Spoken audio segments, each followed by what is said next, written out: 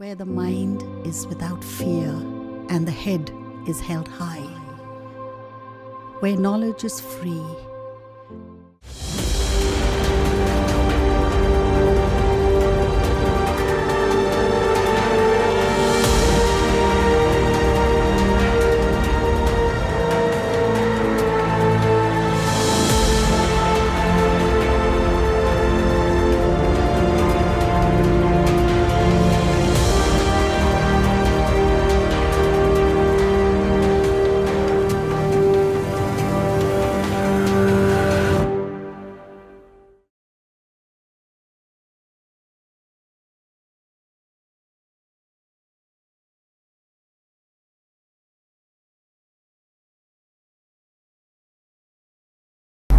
প্রিয় ছাত্রছাত্রী,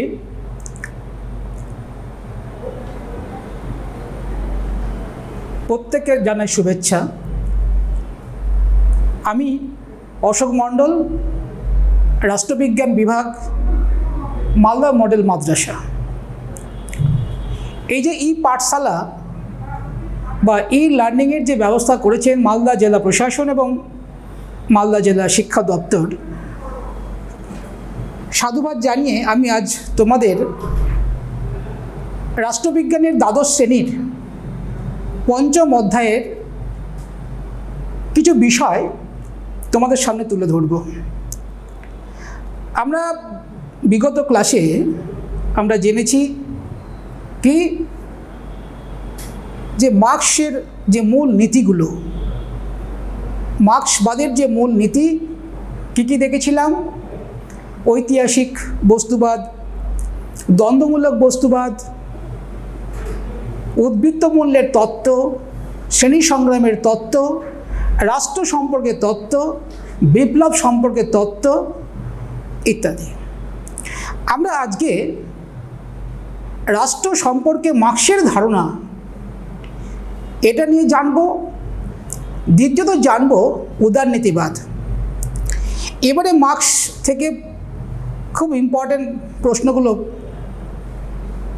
হতে পারে এবার পরীক্ষায়, যে রাষ্ট্রের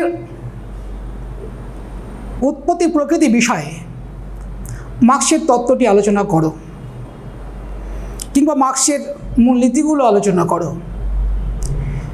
তো আজকে আমি তোমাদের সামনে তুলে ধরব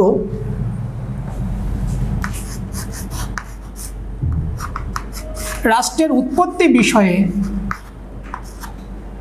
রাষ্ট্রের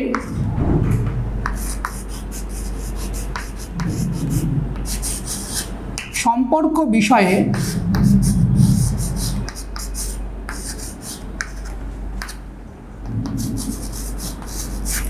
মার্ক্সীয়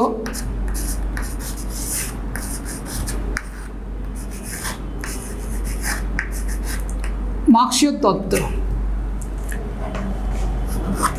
রাষ্ট্রের সম্পর্ক বিষয়ে মার্ক্সীয় তত্ত্ব, এই বিষয়টা নিয়ে আমরা আলোচনা করব।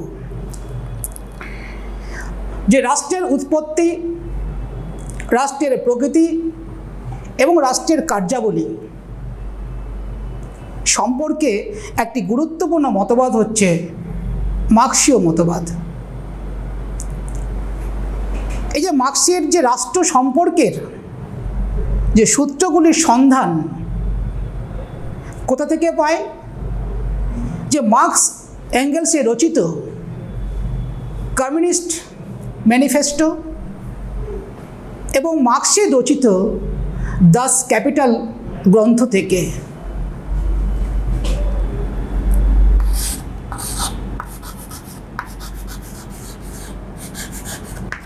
Communist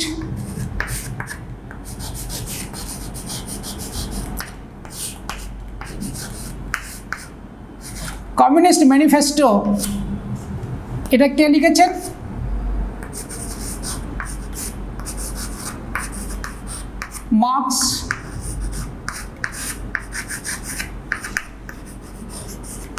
Marx Engels 1848। আর দাস ক্যাপিটাল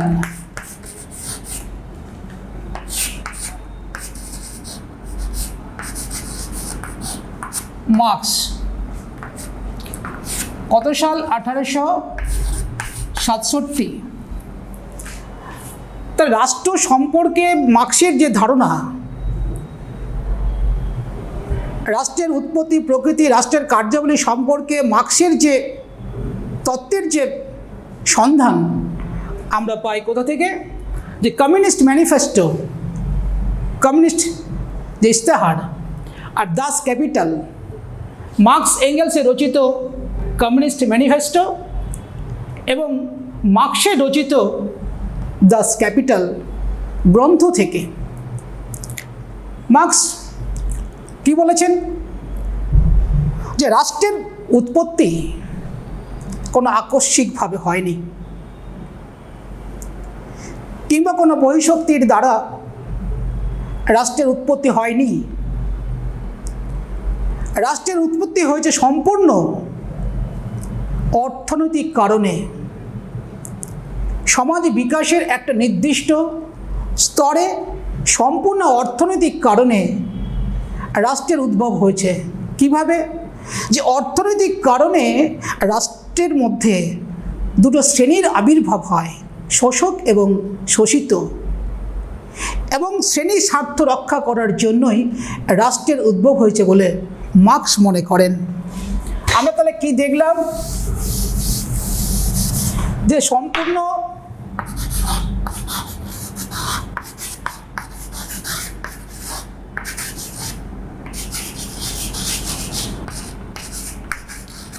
সম্পূর্ণ অর্থনৈতিক কারণে সমাজ বিকাশের একটা নির্দিষ্ট জায়গায়, নির্দিষ্ট পর্যায়ে, নির্দিষ্ট স্তরে সমাজে দুটো শ্রেণী, শোষক ও শোষিত শ্রেণীর আবির্ভাব ঘটে সম্পূর্ণ অর্থনৈতিক কারণে। এবং শ্রেণীর স্বার্থ রক্ষা করার জন্যই রাষ্ট্রের উদ্ভব হয়েছে বলে মার্কস মনে করেন।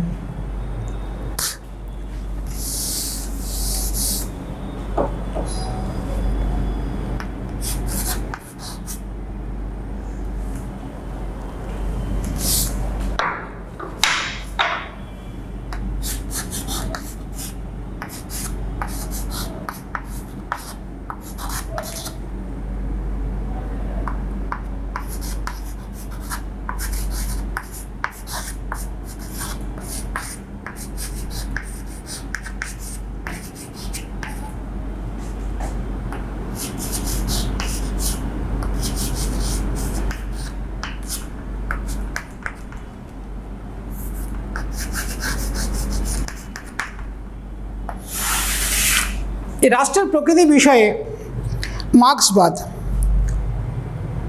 মার্কস কি বলেছেন? যে রাষ্ট্র হলো শ্রেণী শোষণের, শ্রেণীর স্বার্থ রক্ষা করার একটা পীড়নমূলক যন্ত্র। পীড়নমূলক যন্ত্র। একটা শ্রেণী অন্য শ্রেণীকে পরাভূত করে অন্য শ্রেণীর শ্রমকে আত্মসাৎ করবে। একটি শ্রেণী কর্তৃক অন্য শ্রেণী শোষিত হবে। মার্কস বলেছেন যে তার রাষ্ট্র হলো কি? শ্রেণী শোষণের একটা পীড়নমূলক যন্ত্র। এক শ্রেণী কর্তৃক অন্য শ্রেণী শোষিত হবে। মার্কস বলেছেন যে ইতিহাস বলছে রাষ্ট্রের উৎপত্তি এবং প্রকৃতি আলোচনা করতে গিয়ে মার্কস সমাজ বিকাশের 4টি স্তরের কথা বলেছেন। রাষ্ট্রের উৎপত্তি, প্রকৃতি এবং কার্যাবলী, এটাকে বর্ণনা করতে গিয়ে মার্কস সমাজ বিকাশের 4টি স্তরের কথা বলেছেন। 4টি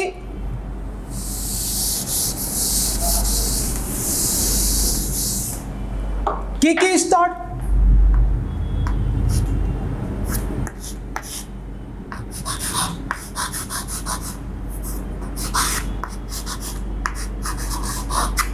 আদিম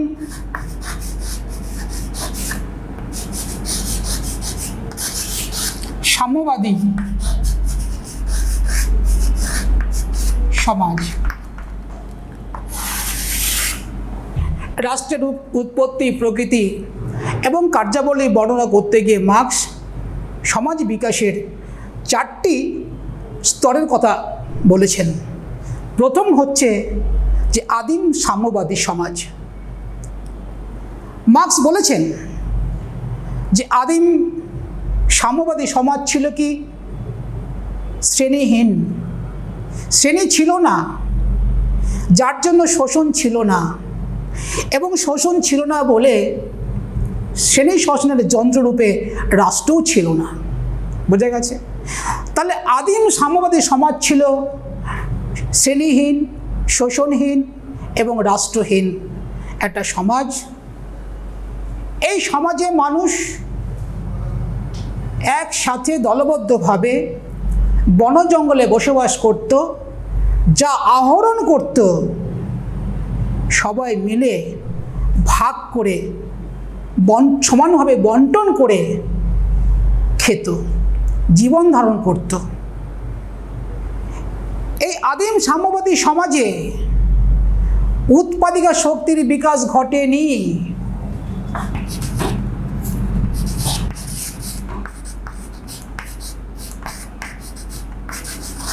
উৎপাদিকা শক্তির বিকাশ ঘটেনি। এটা মনে রাখতে হবে যে আদিম সাম্যবাদী সমাজে উৎপাদিকা শক্তি মানে উৎপাদন করার জন্য যে সমস্ত উপকরণ লাগে, উৎপাদন করার জন্য যে সমস্ত ইনস্ট্রুমেন্ট লাগে, উপকরণ লাগে, তার বিকাশ ঘটেনি। আর উৎপাদিকা শক্তির বিকাশ না ঘটার কারণে উৎপাদন ব্যবস্থা চালু হয়নি। মানুষ যা পেত বনজঙ্গলে সেটাই ভাগ করে খেত। বলতে গেলে একটা সাম্যবাদ ছিল, আদিম সাম্যবাদ। উৎপাদিকা শক্তির বিকাশ না ঘটার দরুন উৎপাদন হয়নি, উৎপাদন না হওয়ার কারণে সঞ্চয় হয়নি, আর সঞ্চয় না হওয়ার কারণে শোষণ করার প্রক্রিয়া আসেনি, আর শোষণ প্রক্রিয়া আসেনি বলে শোষণের যন্ত্ররূপে রাষ্ট্রের আবির্ভাব হয়নি। তাহলে এখানে আদিম সাম্যবাদী সমাজে তাহলে রাষ্ট্র আমরা দেখলাম না। রাষ্ট্রের জন্ম আদিম সাম্যবাদী সমাজে হয়নি। এইরূপ সমাজে মানুষ পরস্পর দলবদ্ধভাবে একটা সাম্যতার জীবনযাপন করত, দলবদ্ধভাবে। এরপরে মার্কস দেখলেন সমাজ বিকাশের পর্যায়ে দাস সমাজ।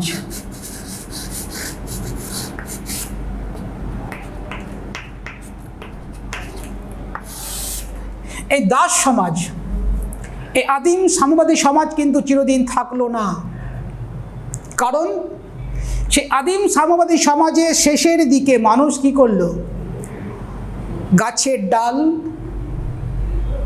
এবং পাথরের বিভিন্ন অস্ত্র দিয়ে তারা উৎপাদন করতে শুরু করলো। অর্থাৎ গাছের ডাল, পাথরের বিভিন্ন হাতিয়ার হচ্ছে উৎপাদিকা শক্তি।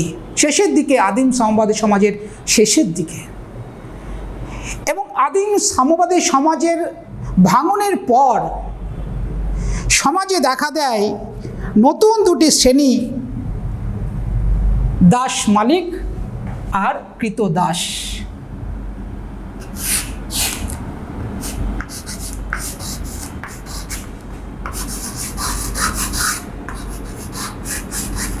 দাস মালিক এবং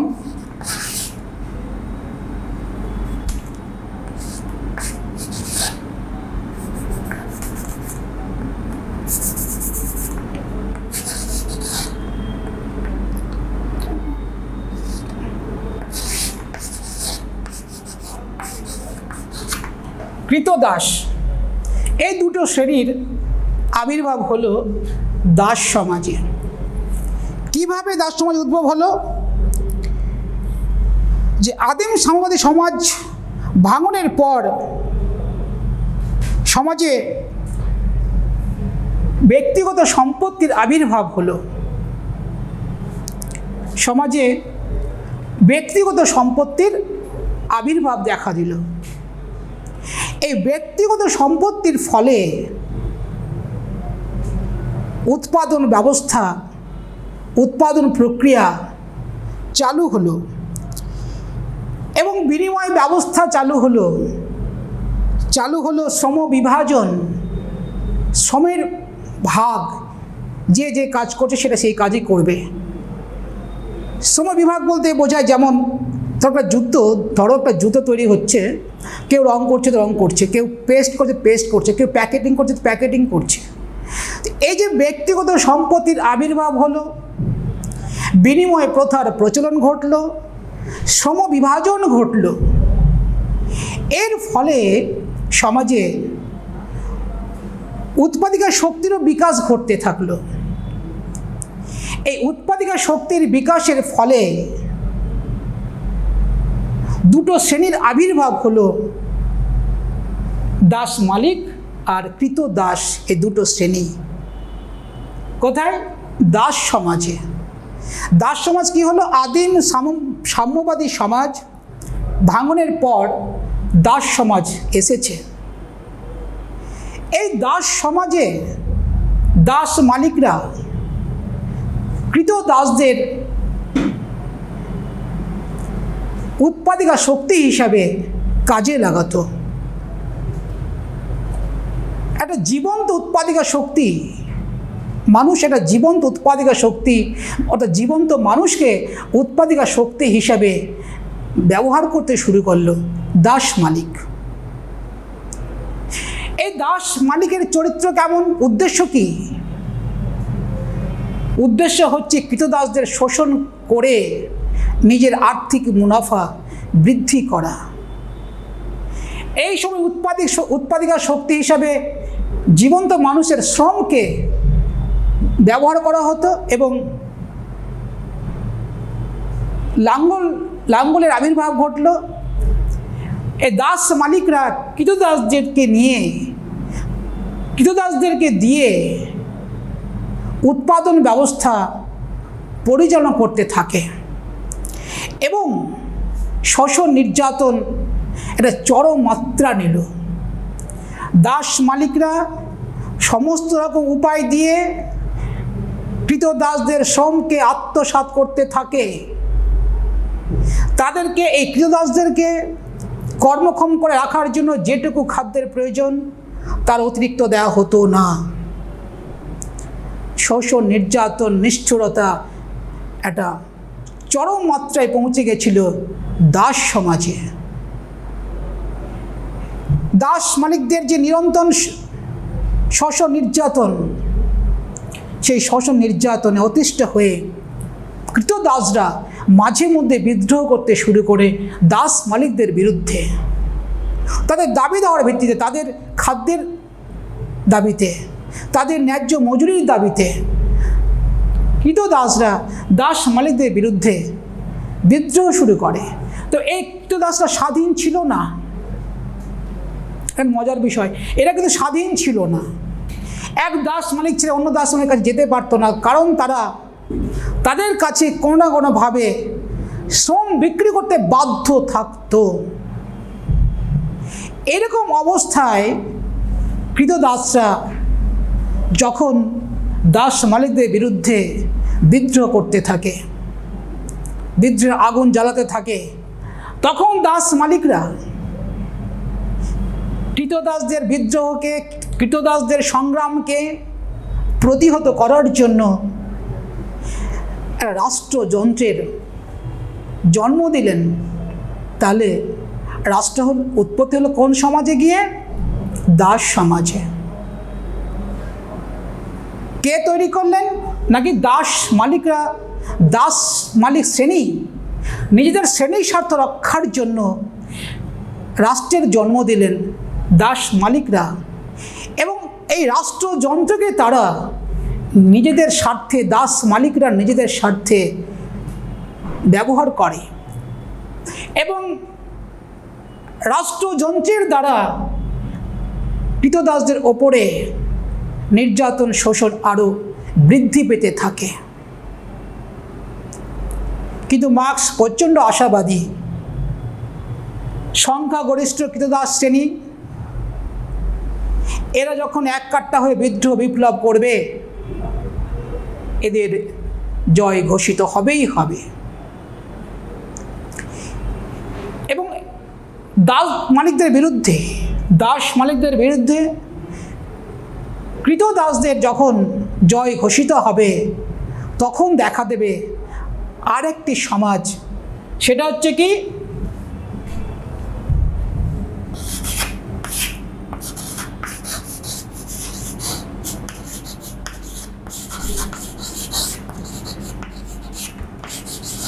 সামন্ততান্ত্রিক সমাজ। এখানে আবার দুটো শ্রেণী,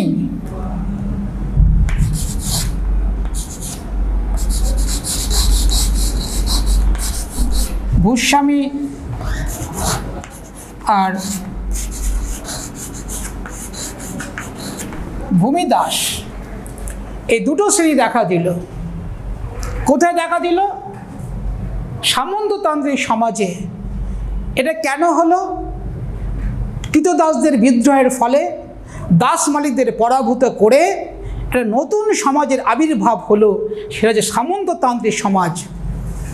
মার্ক্সের যে রাষ্ট্র সম্পর্কে যে তত্ত্বটি, মার্ক্সের রাষ্ট্রের উৎপত্তি, প্রকৃতি এবং কার্যাবলী, এই যে বিষয়গুলো ব্যাখ্যা করেছেন মার্ক্স সমাজ বিকাশের যে 4টে স্তর, তার ভিত্তিতে তৃতীয় স্তর হচ্ছে কি, সামন্ততান্ত্রিক সমাজ।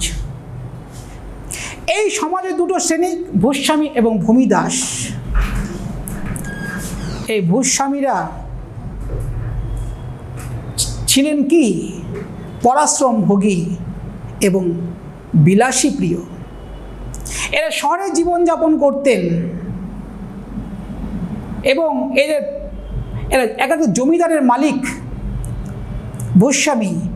এরা অন্যের শ্রমকে আত্মসাৎ করে, পরাশ্রমভোগী এবং বিলাসপ্রিয়। এই চরিত্র সম্পন্ন ভূস্বামীরা ভূমিদাসদেরকে শোষণ করতে থাকে। তবে এই ভূস্বামীরা, সামন্ততান্ত্রিক সমাজে ভূস্বামীরা ভূমিদাসদেরকে শোষণ করতে থাকে অধিক মাত্রায়। এই ভূমিদাসরা ভূস্বামীদের কাছে তাদের শ্রমকে বিক্রি করতে বাধ্য থাকত। এই ভূস্বামীদের শোষণ, নির্যাতন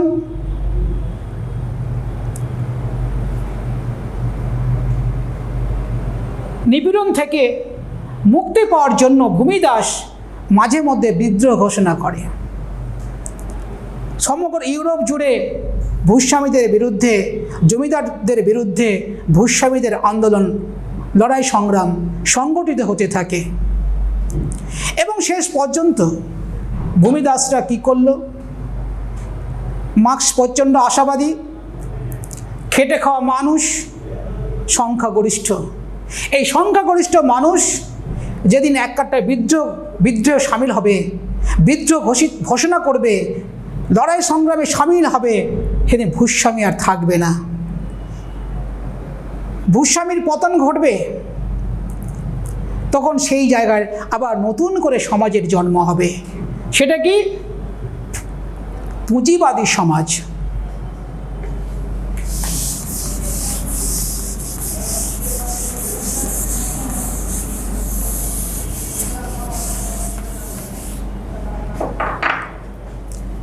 চার হচ্ছে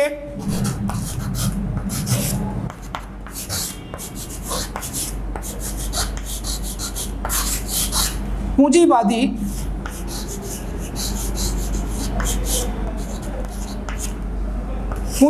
সমাজ। পুঁজিবাদী সমাজে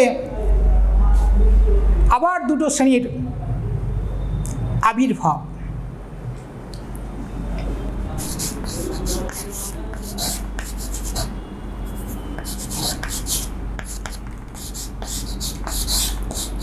পুঁজিপতি আর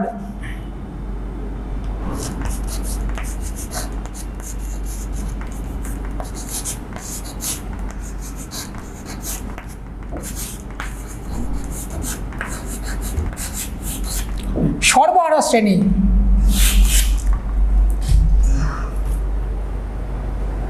তাহলে এই পুঁজিবাদী সমাজে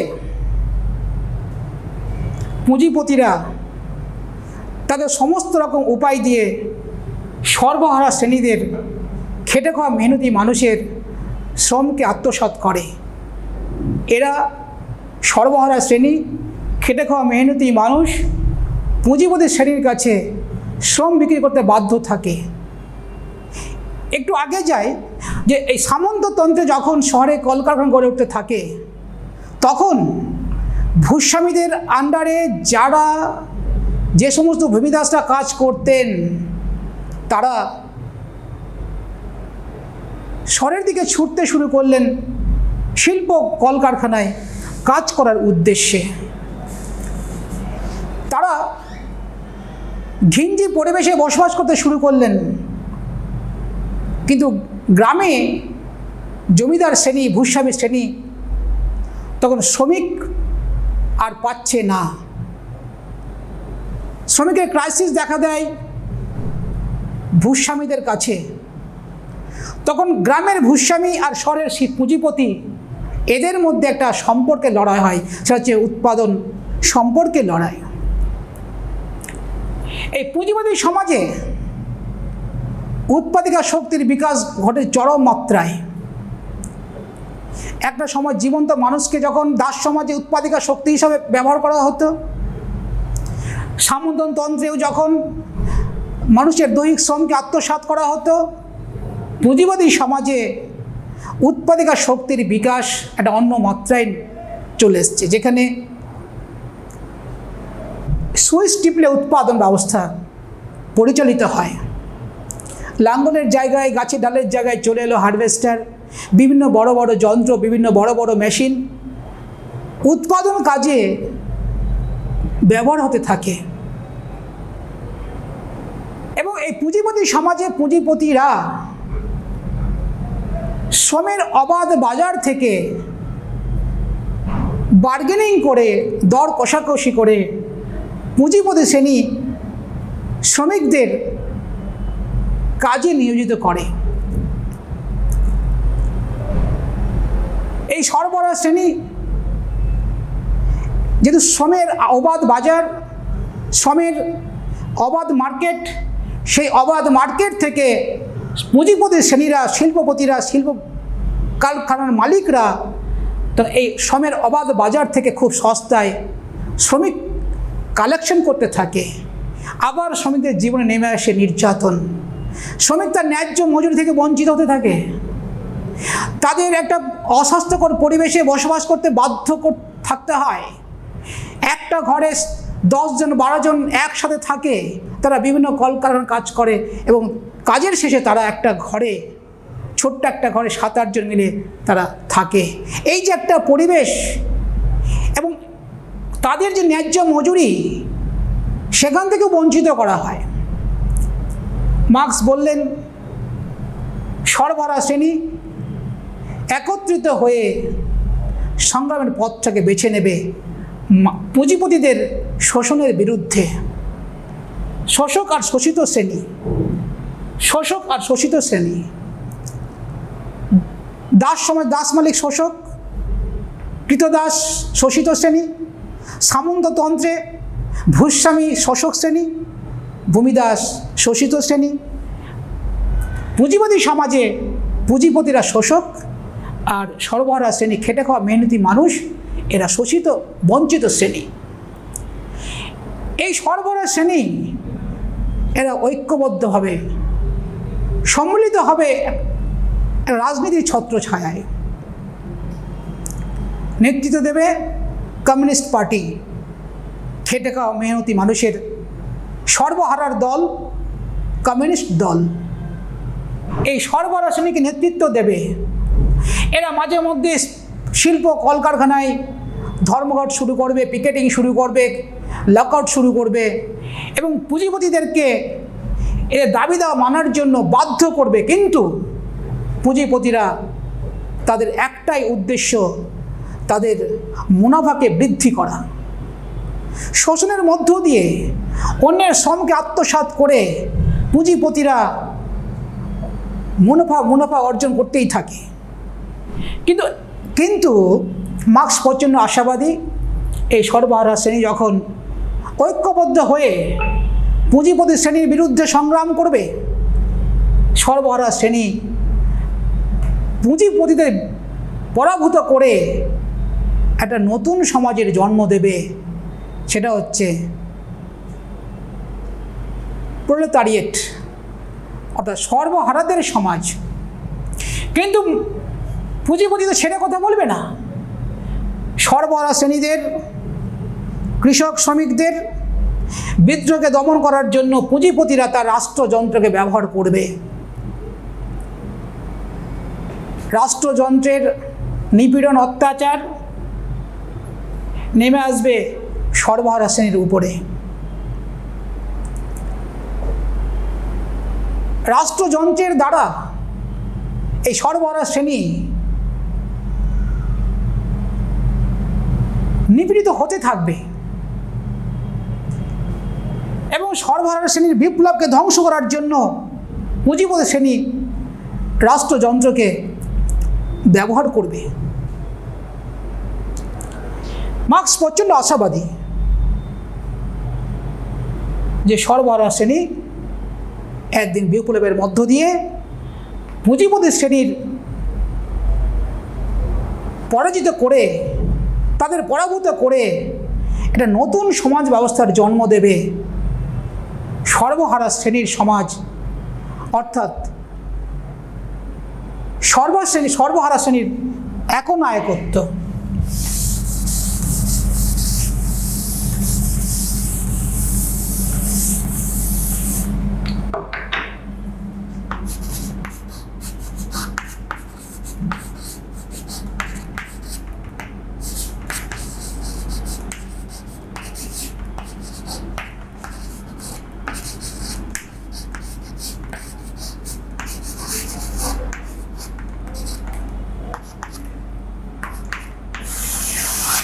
সর্বহারা শ্রেণীর একনায়কত্ব। এবার রাষ্ট্রযন্ত্র একটু ভিন্ন পথে পরিচালিত হবে। রাষ্ট্রের প্রকৃতি আমরা একটু অন্যভাবে দেখব। এতদিন দাস সমাজে দাস মালিকদের স্বার্থে রাষ্ট্রযন্ত্র কাজ করেছে। সামন্ততন্ত্রে ভূস্বামীদের স্বার্থে রাষ্ট্রযন্ত্র কাজ করেছে।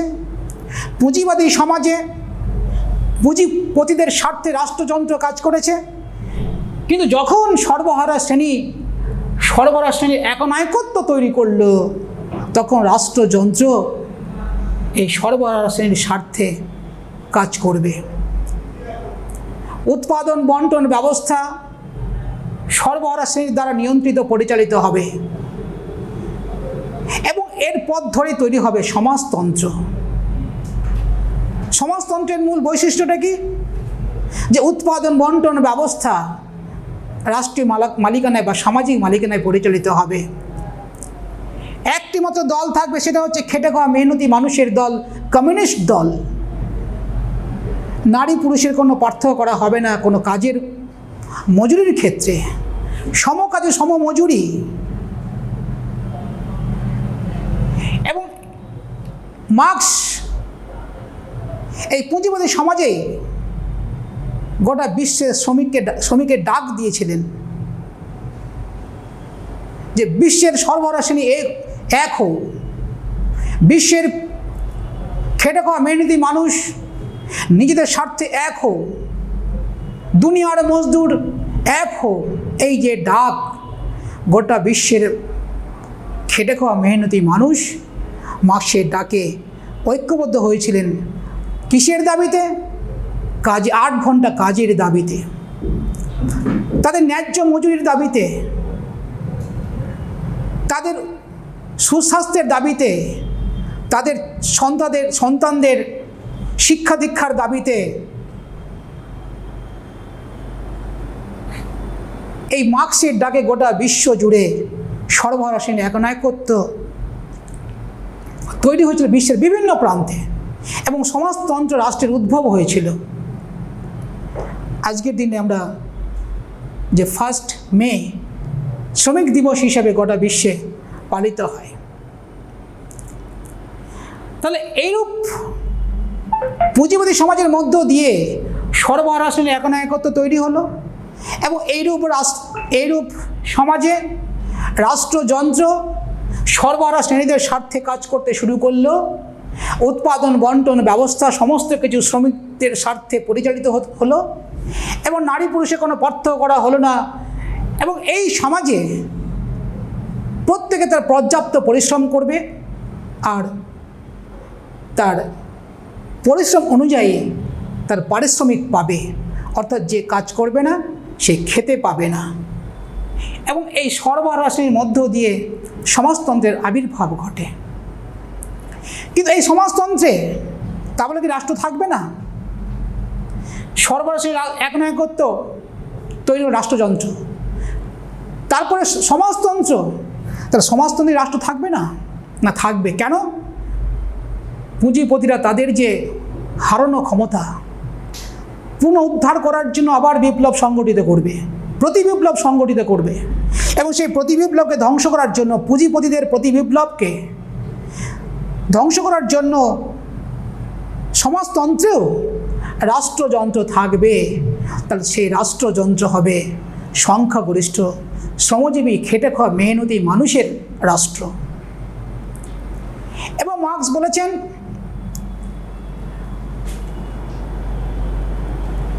বলেছেন যে সমাজতন্ত্রের মধ্য দিয়ে যেদিন সাম্যবাদের উত্তরণ ঘটবে, সাম্যবাদ কমিউনিস্ট থেকে যখন কমিউনিজম হবে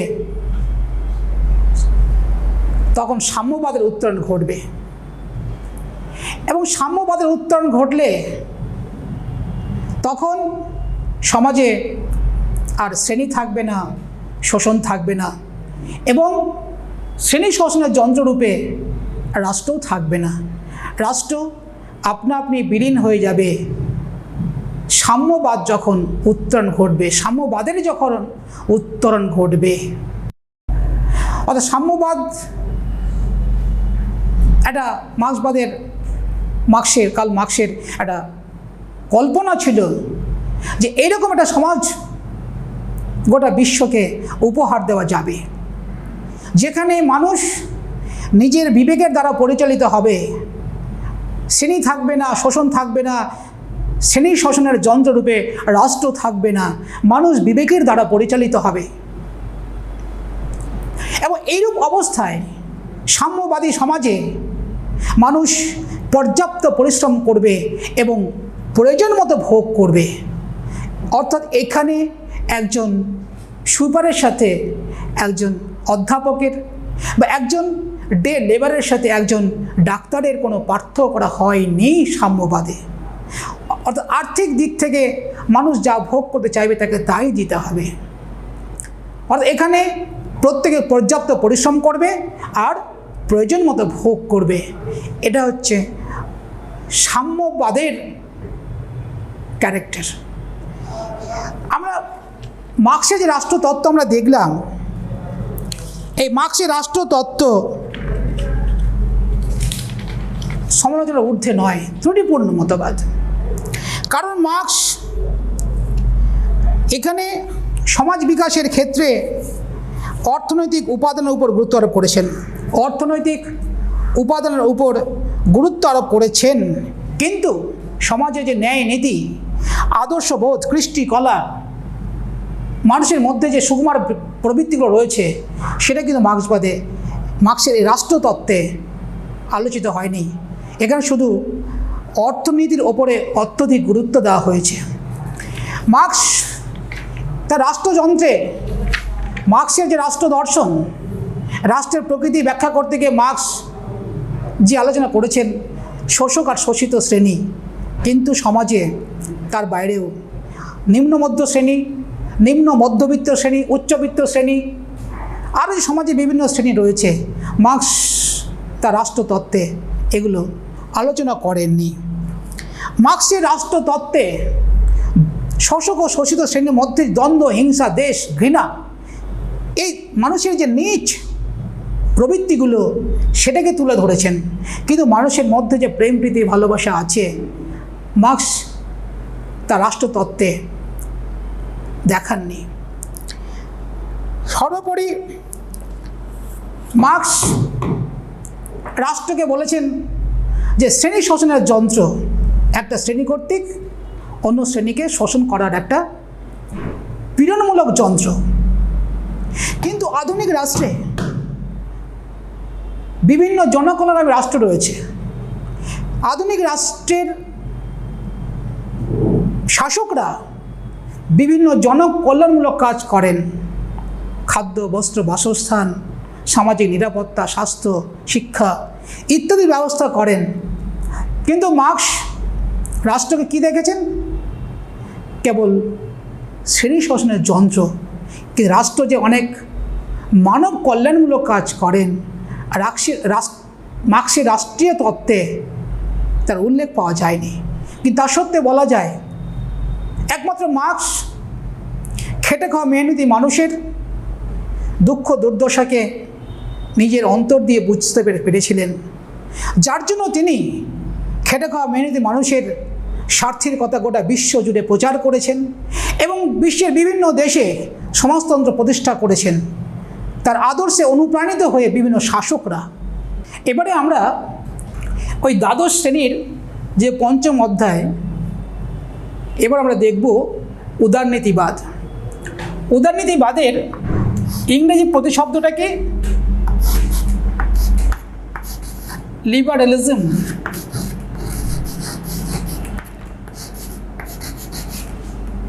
এই লিবারেলিজম কথাটি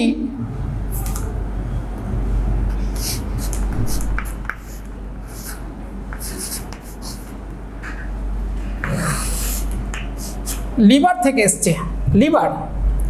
লিবার হচ্ছে একটা স্প্যানিশ শব্দ, এবং এই লিবার থেকে আরেকটা শব্দ গেছে কি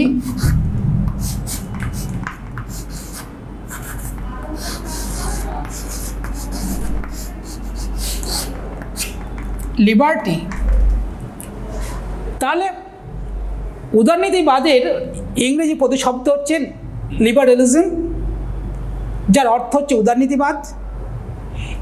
এই শব্দটি, লিবারেলিজম শব্দটি এসছে লিবার একটি স্প্যানিশ শব্দ থেকে, এবং লিবার থেকে আরেকটি শব্দ গেছে সেটা লিবার্টি। এর অর্থ হচ্ছে কি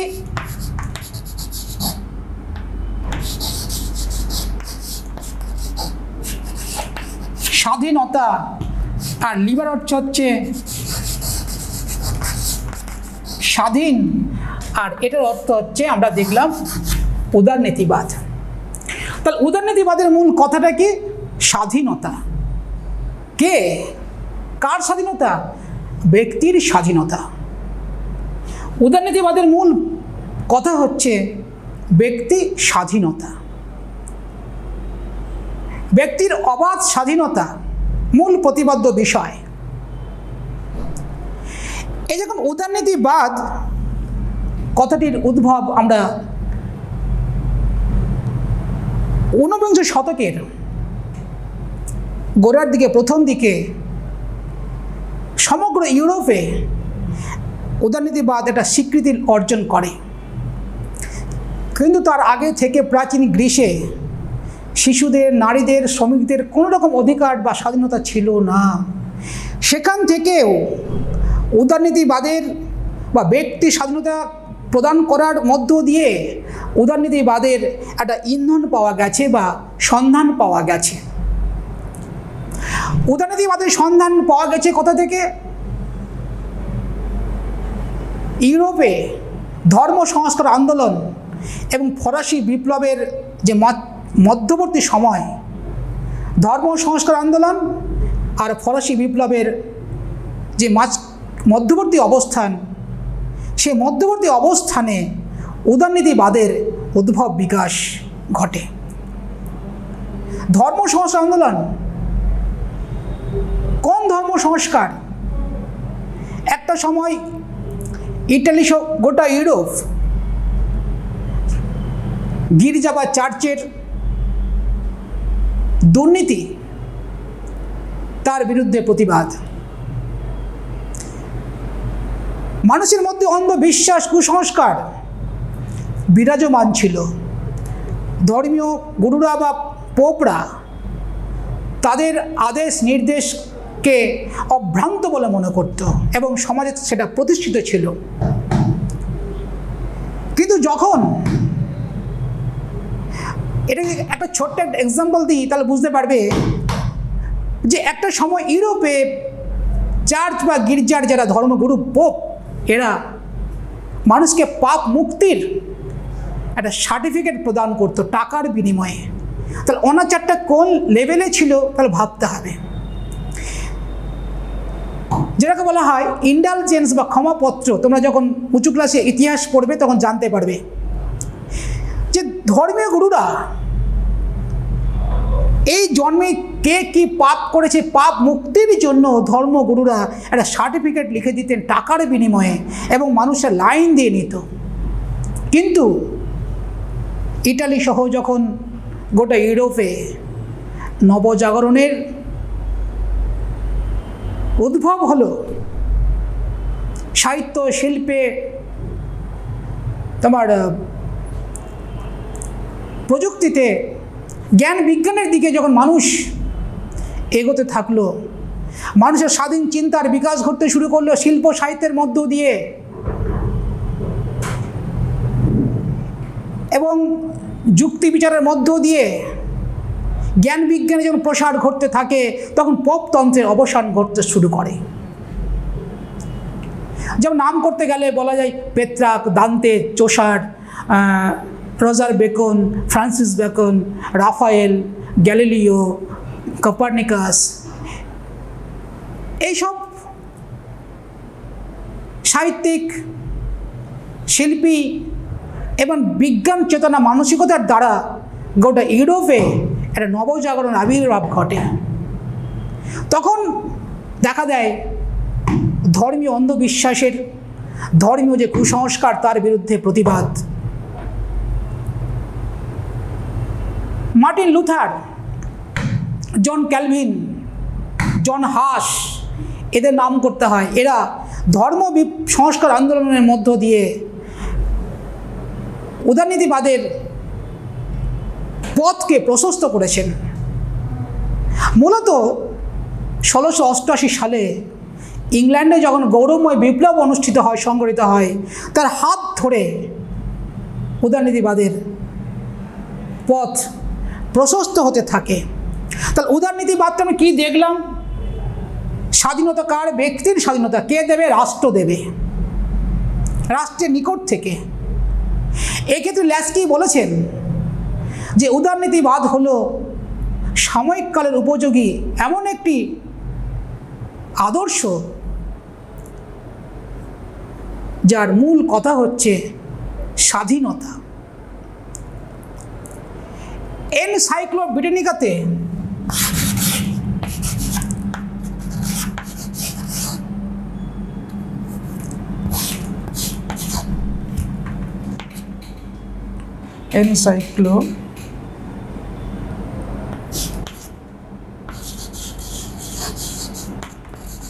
এনসাইক্লোপিডিয়া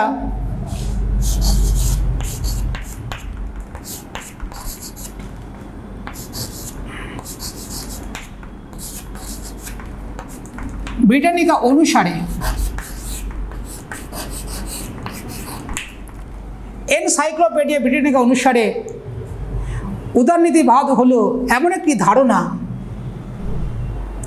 যা সরকারের কার্যপদ্ধতি ও নীতি অনুসারে, সমাজ গঠনের নীতি অনুসারে, ব্যক্তি ও সমাজের সম্পর্কের ক্ষেত্রে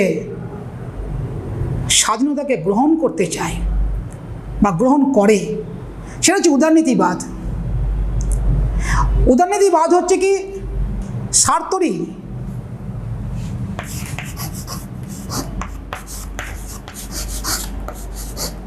সার্তরি বলেছেন কি যে উদারনীতিবাদ হলো এমন একটি স্বাধীন জীবনের কণ্ঠস্বর, স্বাধীন জীবনের কণ্ঠস্বর যা ব্যক্তির চিন্তা, মতপ্রকাশ এবং বিশ্বাসের ক্ষেত্রে সর্বাধিক পরিমাণ মানুষের স্বাধীনতার পক্ষে দাঁড়ায়। তাহলে উদারনীতিবাদের মূল প্রতিপাদ্য বিষয় হচ্ছে ব্যক্তি স্বাধীনতা। আমরা এইটুকু দেখলাম যে উদারনীতিবাদের জনককে লক। উদারনীতিবাদের জনক হচ্ছেন লক এবং এর মুখ্য প্রবক্তা হচ্ছেন জে.এস. মিল। এটা একটু মনে রাখবে।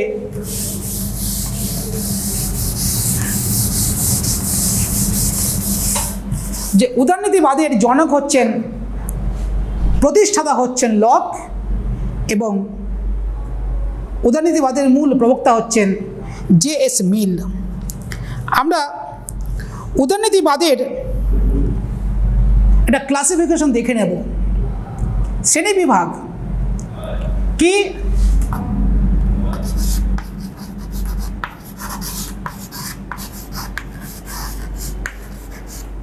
শ্রেণী বিভাগ এক হচ্ছে কি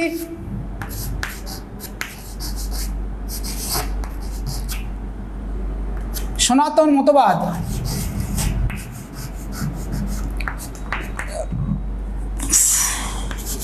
দুই হচ্ছে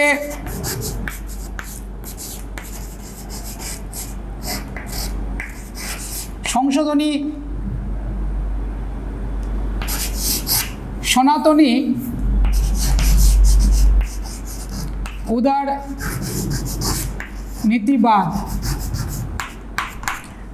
এটা সংশোধনী উদার নীতিবাদ।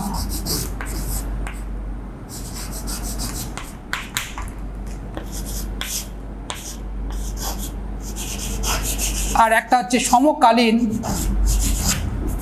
সমকালীন এই উদারনীতিবাদ।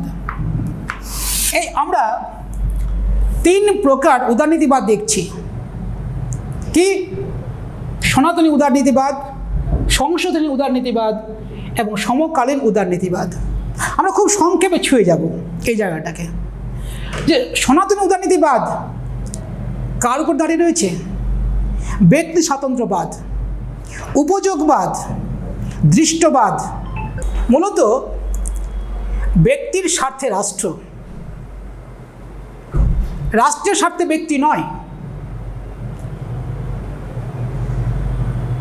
রাষ্ট্রীয় জীবনে ব্যক্তি স্বাতন্ত্র্যবাদীরা মনে করেন যে ব্যক্তির জীবনে রাষ্ট্রের হস্তক্ষেপ যত কম হবে তত ব্যক্তির মঙ্গল, তত সমাজের মঙ্গল, তত রাষ্ট্রের মঙ্গল। জে.এস. মিল বলেছেন যে রাষ্ট্র প্রয়োজন অথচ ক্ষতিকারক, একটা অনিষ্টকারক।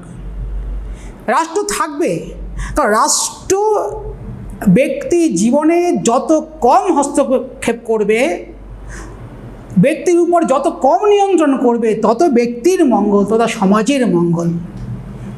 এইভাবে ব্যক্তি স্বাতন্ত্র্যবাদীরা ব্যক্তি স্বাধীনতার পক্ষে দাঁড়িয়েছেন। এবং হিতবাদী বা উপযোগবাদী বেনথাম তিনি কি বলেছেন? যে সর্বাধিক মানুষের সর্বাধিক সুখ, greatest happiness of the greatest number, সর্বাধিক মানুষের সর্বাধিক সুখ, এই কথাটি তিনি বলেছেন।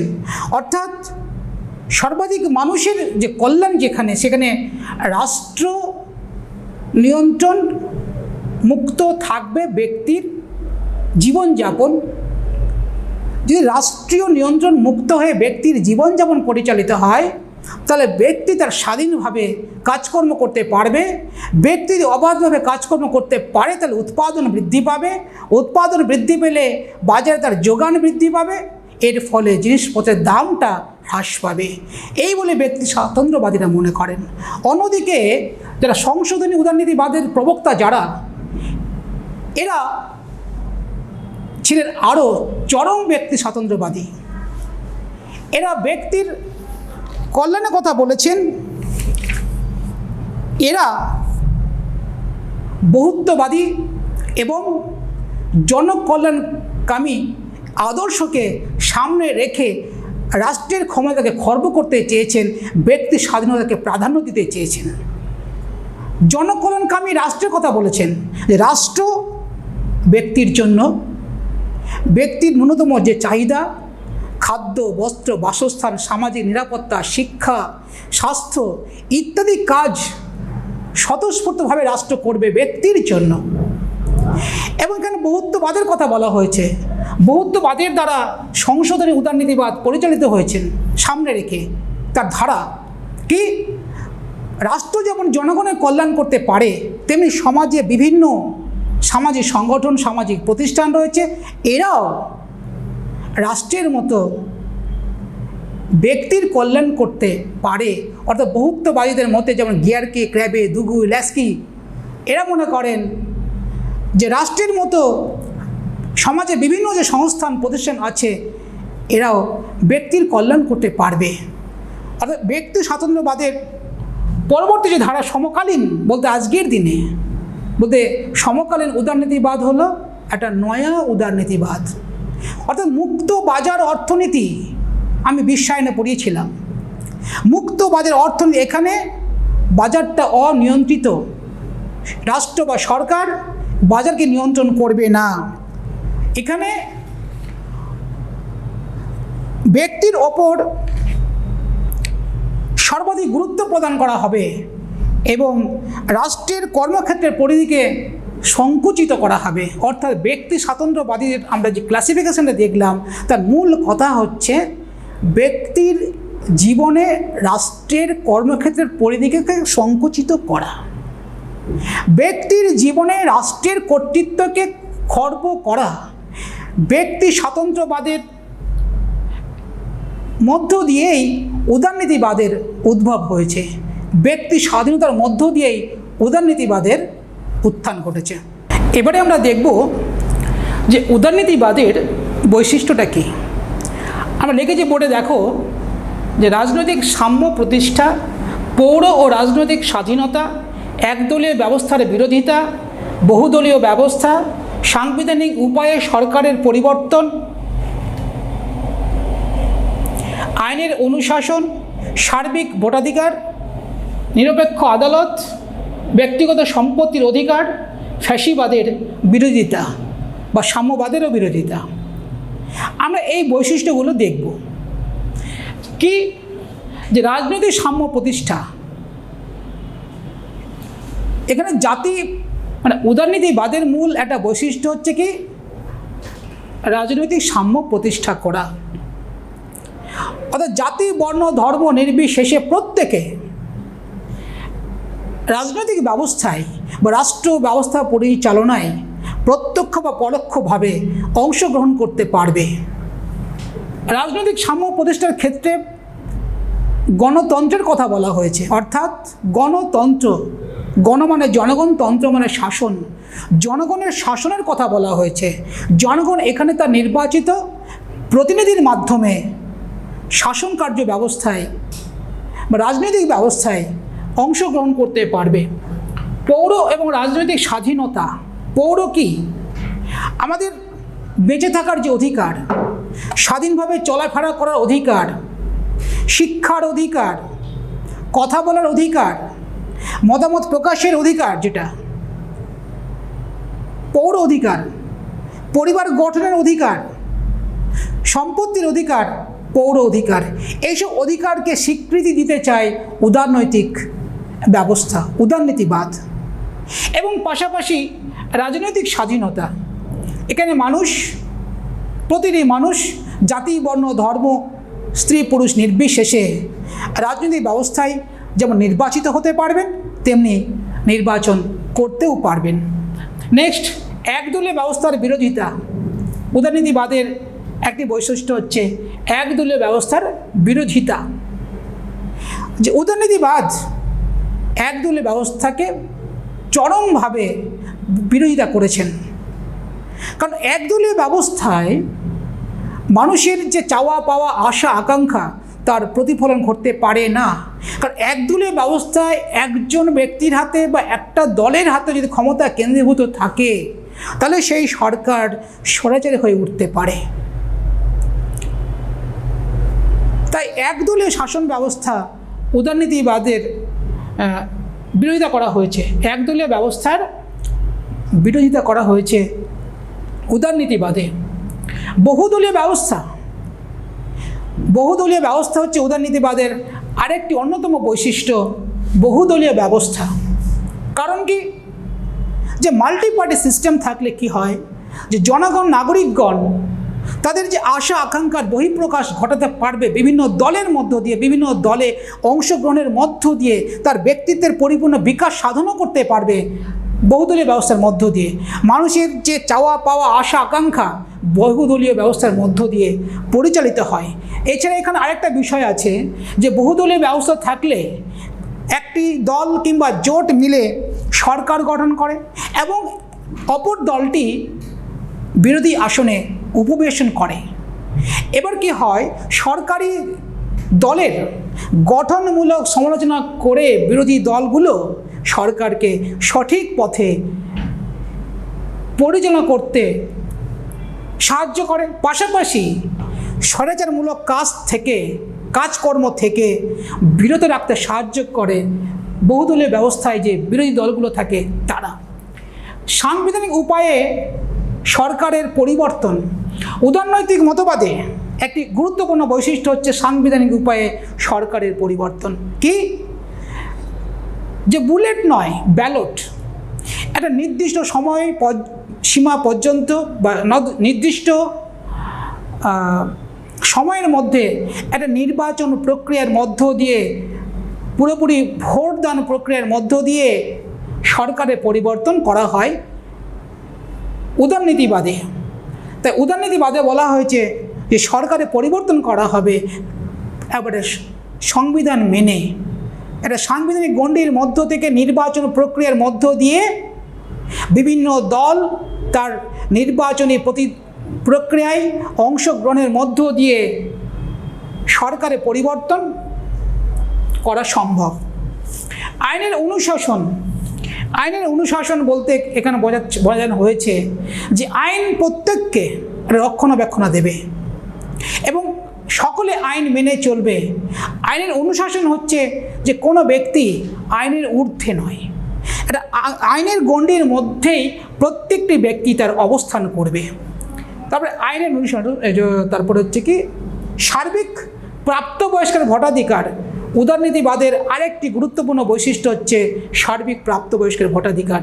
এখানে জাতি, বর্ণ, ধর্ম নির্বিশেষে প্রত্যেকটি নাগরিক একটা নির্দিষ্ট বয়স হলে, যে ভারতের ক্ষেত্রে যেমন 18 বয়স হলে তার ভোটদান প্রক্রিয়ায় অংশগ্রহণ করতে পারে। অর্থাৎ সার্বিক প্রাপ্তবয়স্কের ভোটাধিকার, মানুষ তার নির্বাচন, তার মত জ্ঞাপনের মধ্য দিয়ে সরকারকে বা তার জনপ্রতিনিধি নির্বাচন করতে পারবে সার্বিক প্রাপ্তবয়স্ক ভোটাধিকারের মধ্য দিয়ে। তারপর থাকছে কি নিরপেক্ষ আদালত। এটা কেন, যে একটা রাষ্ট্রীয় ব্যবস্থায় সংবিধান থাকে, সেই সংবিধানকে ব্যাখ্যা করার মধ্য দিয়ে এবং নাগরিকদের যে অধিকার, সেই অধিকারকে ব্যাখ্যা প্রদানের মধ্য দিয়ে তার গুরুত্বপূর্ণ ভূমিকা পালন করে নিরপেক্ষ আদালত। এবং এই আদালত আর কি কাজ, অপরাধীর শাস্তি বিধান করবে সাংবিধানিক উপায়ে। নিরপেক্ষ আদালত হচ্ছে কি, যে সংবিধানের রক্ষাকর্তা, ব্যাখ্যাকর্তা হিসেবে এবং নাগরিকদের মৌলিক অধিকার রক্ষাকর্তা হিসেবে নিরপেক্ষ আদালত থাকবে উদারনীতি মতবাদে বলা হয়। ব্যক্তিগত সম্পত্তির অধিকার, ব্যক্তিগত সম্পত্তি উদারনীতিবাদ তো আমরা আগেই জেনেছি যেটা ব্যক্তি স্বাতন্ত্র্যবাদী। ব্যক্তির জীবনে রাষ্ট্রের অনাবশ্যক হস্তক্ষেপের বিরোধিতা করা হয়েছে উদারনীতিবাদের যে ধারা, বহুত্ববাদী ধারা দেখলাম বা ব্যক্তি স্বাতন্ত্র্যবাদী ধারা দেখলাম, সেখানে কি দেখলাম, যে ব্যক্তির জীবনে, কারণ ব্যক্তি তার নিজের মন, নিজের শরীরের উপরে নিজেই কর্তৃত্ব করবে, রাষ্ট্র করবে না। ব্যক্তি নিজের ভালো, নিজের মন্দ কিসে হবে ব্যক্তি নিজে ভালো করে জানে, সেক্ষেত্রে রাষ্ট্র হস্তক্ষেপ দরকারে বা রাষ্ট্রীয় নিয়ন্ত্রণ কোনো প্রয়োজন নেই। ব্যক্তিগত সম্পত্তির অধিকার অর্থাৎ ব্যক্তিগত সম্পত্তির অধিকার স্বীকৃত হলে মানুষ তার নিজের সম্পত্তিতে আগ্রহের সঙ্গে তার উৎপাদন ব্যবস্থায় নিজেকে নিয়োজিত করতে পারবে যদি ব্যক্তিগত সম্পত্তির অধিকার স্বীকৃত থাকে। ফ্যাসিবাদের বিরোধিতা, উদারনীতিবাদ ফ্যাসিবাদ এবং সাম্যবাদের বিরোধিতা করেছেন। যে ফ্যাসিবাদটা কি? এক না এক তন্ত্র। গণতন্ত্রের যে বিভিন্ন গণমাধ্যম, সেই গণমাধ্যমে কোনো স্বাধীনতা থাকে না। ফ্যাসিবাদ মানে একদলীয় ব্যবস্থা, নায়কতন্ত্রের ব্যবস্থা। উদারনীতিবাদ এর বিরোধিতা করেছে। এবার আমরা দেখে নিব, এখানে আরও অনেকগুলো পয়েন্ট আছে, যেমন জনমত গঠন করা। কারণ একদলীয় ব্যবস্থা, উদারনীতিবাদে যে বিভিন্ন দল থাকে, বিভিন্ন দলের মতামত, বিভিন্ন দলের সভা সমিতি শ্রবণ করার পরে মানুষ কী করে, যে নিজের মতামতকে গঠন করতে পারে। তার একটা জনমত গঠন একটা হচ্ছে পয়েন্ট।